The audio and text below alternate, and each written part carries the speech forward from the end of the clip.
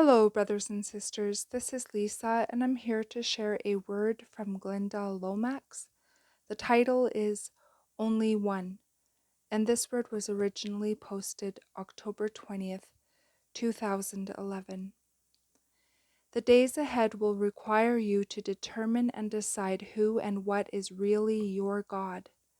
Many of you think you know already, but you have never truly been made to choose only one. You think you will choose me above all others, but you see not the other gods lurking within your mind and heart, gods the enemy used to tempt you away from me.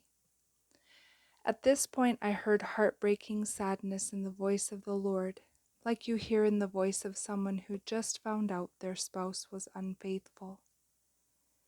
Some of you have allowed these gods to invade your lives. You have welcomed them. Some of you are even aware of their presence, yet you do nothing to cleanse your hearts of them, thinking I will understand and excuse your sin of idolatry. Did I not say in my word, "Thou shalt have no other gods before me"? At this point I heard serious anger in the Lord's voice. And so you shall not. If you are mine, act like it. Days coming will bring hard circumstances that will require you to choose which God you will serve. Only one.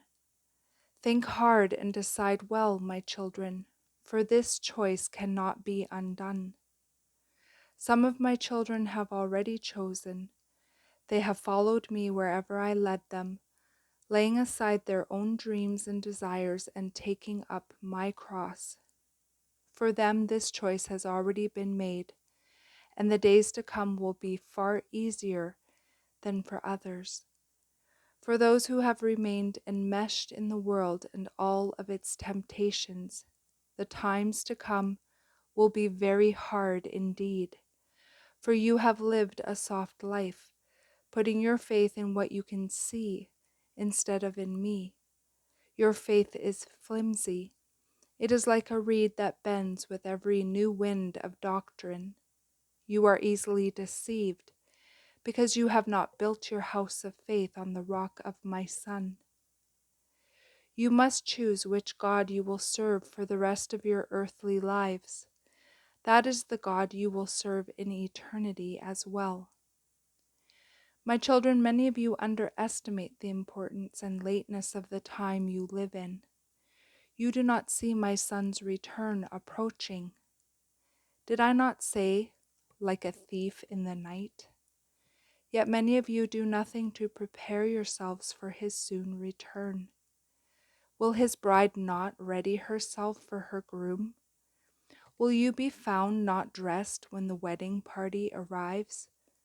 Will you be left behind?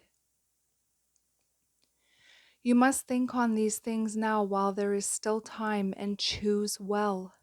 In the days soon coming, chaos shall abound in many nations. There will be very little time to think later for some of you who read this word. Your lives will be cut short because of this disaster or that uprising. Do not make the mistake of thinking you have more time than you do. Some decisions should not be put off until another time. Do not be like the rich man in my word who stored up in his barns and set himself to enjoy his worldly pleasures, whose soul was required of him that night. For you know not the seriousness of all that is about to transpire. Do not wait. Choose now. Which God will you serve? I have given you all you need to survive and prosper in this time. You need only ask to receive of what I have for you. Adversity has risen up against you time and time again. Many of you have prayed and asked why this is so. Adversity is your teacher, my children. Adversity brings hardship that prepares you for what is harder still that is yet to come. Trust me. I can see further down the road into your future. You cannot. This is why you must allow me to guide your paths and not try to understand every tiny nuance of what happens. It is not always for you to understand, but for you to simply obey me in faith, trusting that I love you. I know what is best for all concerned. This next year shall bring many changes you cannot see from where you are. I am trying to position each of you to be ready for these changes, but some of you resist my paths. This will cause further hardship to come into your lives. Often, what my children suffer is a result of not obeying me at some earlier time. Some of what is to come is far worse than my children are expecting.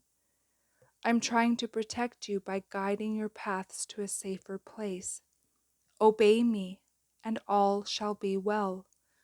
Resist, and you are left with the results of your own way. Come up higher with me.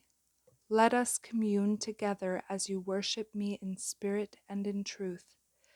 Allow me to prepare you for all that is to come. And that is the end of this message. I pray you all have a beautiful day in the Lord. God bless each and every one of you, and I will see you either next video or in the air. Bye-bye.